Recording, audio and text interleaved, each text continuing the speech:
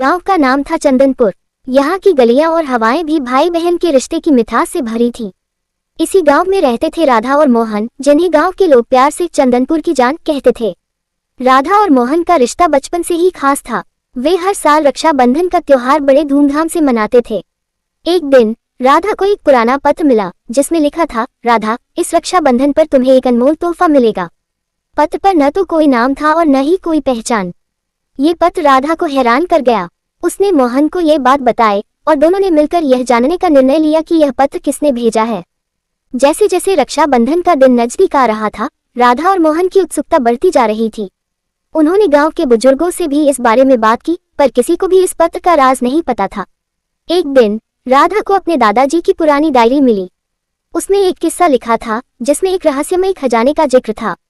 राधा और मोहन ने तय किया कि वे इस खजाने की खोज करेंगे। उन्होंने डायरी में मिले संकेतों का पालन किया और गांव के बाहर स्थित पुराने मंदिर की ओर बढ़े। मंदिर के पास उन्हें एक गुफा मिली। गुफा के अंदर जाते ही उन्हें एक ताले से बंद दरवाजा मिला। डायरी में लिखा था कि ताला खोलने के लिए भाई बहन को मिलकर एक मंत्र बोलना होगा। राधा और मोहन ने मंत्र पढ़ा और ताला खुल गया। दरवाजा खुलते ही उन्हें एक चमकता हुआ बक्सा दिखाई दिया। बक्से के अंदर एक सुंदर राखी और एक पत्र था। पत्र में लिखा था, ये राखी देवताओं द्वारा बनाई गई है और इसे बांधने से भाई बहन का रिश्ता अटूट हो जाएगा। राधा ने मोहन को राखी बांधी और मोहन ने वचन दिया कि वह हमेशा राधा की रक्षा करेगा। तभी वहां एक रोशनी प्रकट हुई और एक वृद्ध व्यक्ति प्रकट हुए। उन्होंने कहा, मैं तुम्हारे पूर्वज हूँ। ये खजाना तुम्हारे लिए ही था। इस राखी की शक्ति से तुम्हारा रिश्ता और भी मजबूत हो जाएगा। राधा और मोहन ने उस दिन को अपनी जिंदगी का सबसे खास दिन माना। उन्होंने समझा कि यह रक्षाबंधन सिर्फ एक त्योहार नहीं बल्कि एक भावना है जो भाई बहन के रिश्ते को और भी मजबूत बनाती है। रक्षाबंधन का दिन आया और पूरे गांव में धूमधाम से मनाया गया।